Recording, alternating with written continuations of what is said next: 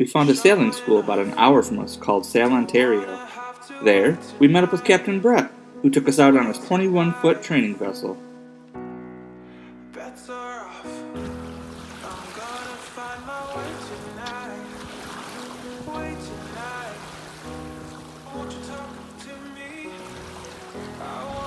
We signed up for the ASA 101 course, and we decided to take it over the course of a weekend.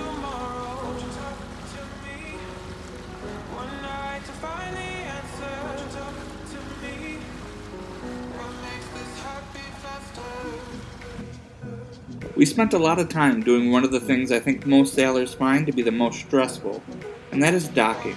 We highly recommend to anybody that's taking ASA courses or getting any training for sailing to do as much docking time as you can.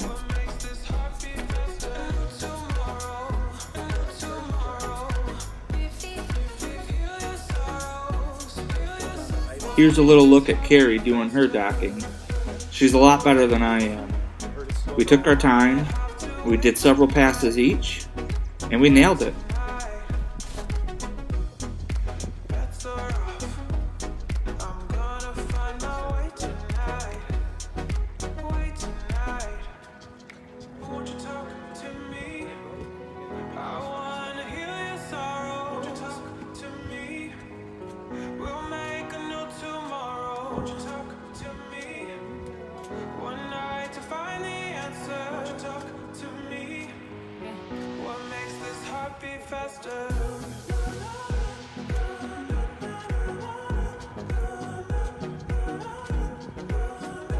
We're so happy that we found Captain Brett with Sail Ontario.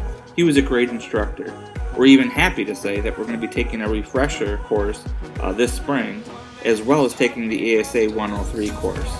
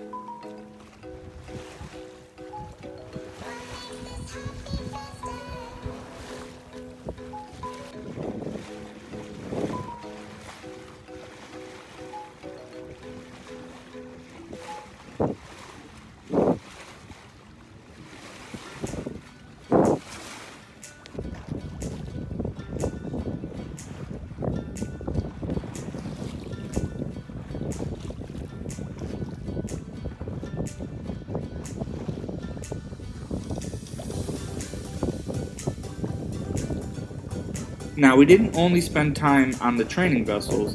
Captain Brett also has an Erickson 32-foot sailboat that he takes out for charters.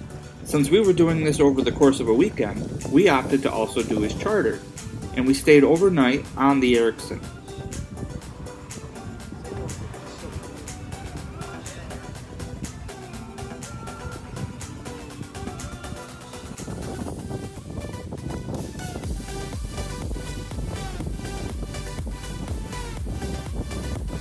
One of the benefits of us doing this overnight is we got to get in additional learning right on the boat that we wouldn't have gotten otherwise.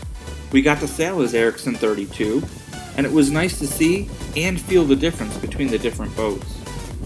We played with his electronics, got familiar with them all, and there was never really any downtime. He had us always working on our knots, wind direction, and the dreaded man overboard routines that we did over and over. I get they're important, but man, they're so stressful.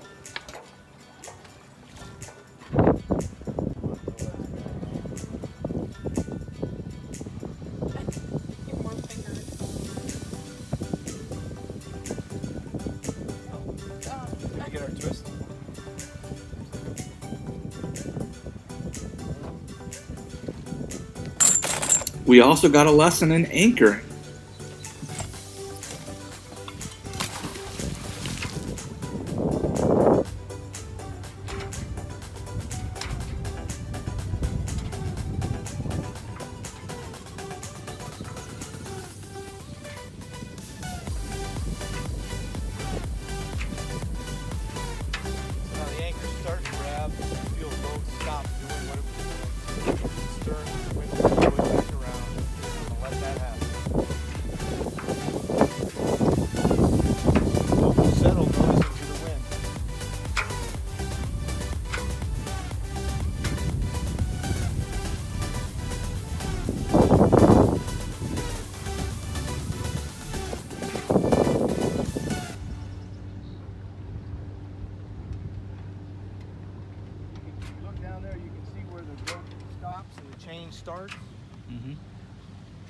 going to stay here overnight. And the rule of thumb, the general rule of thumb is 7 to 1. 7 feet of road. With staying on board overnight, we really got a feel for what it's like to live aboard. Here you'll see Carrie helping out in the galley as we prepped for dinner.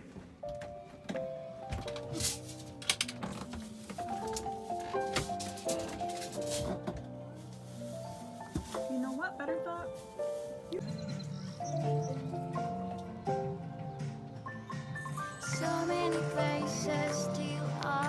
As the evening went on, things just got better.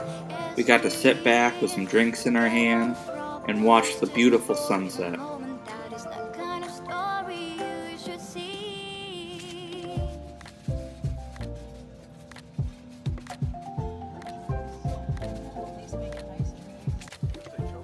my God. Yes, that is Carrie feeding the ducks some leftover asparagus that we had. And, just for the record, ducks don't like asparagus.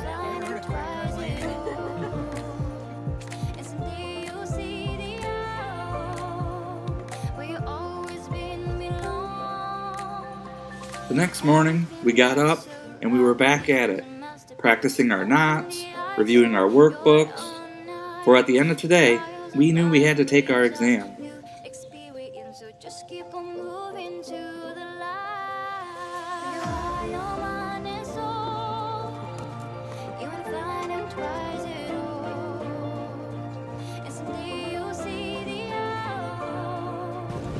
The whole time wasn't always spent sailing.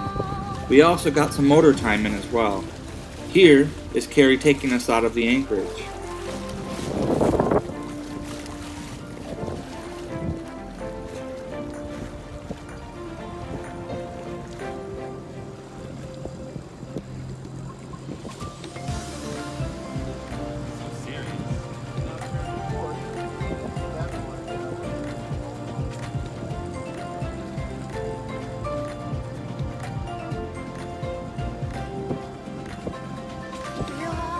It was great because with Captain Brett, we never stopped learning.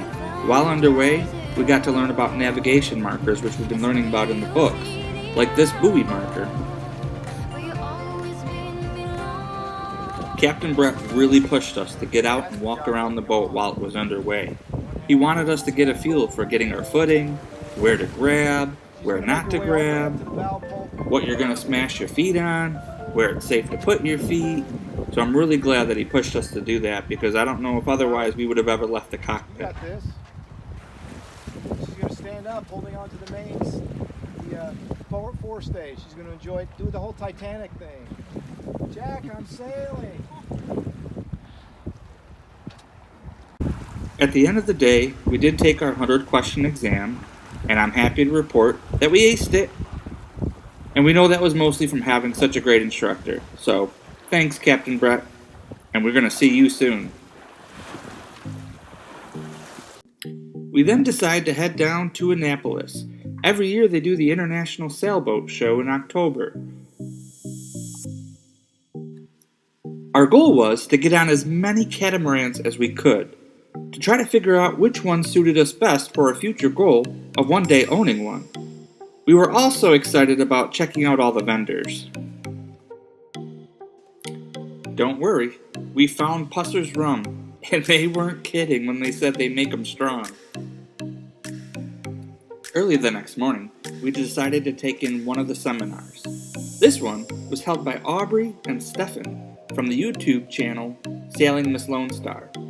Their seminar was on how to buy a boat for $1. Little did we know, this seminar was going to change our paths.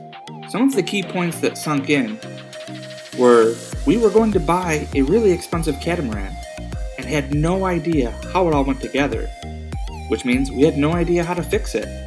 They highly recommended we buy a $1 boat and put it all together, so we get a really good understanding of the ins and outs of boats and their mechanics.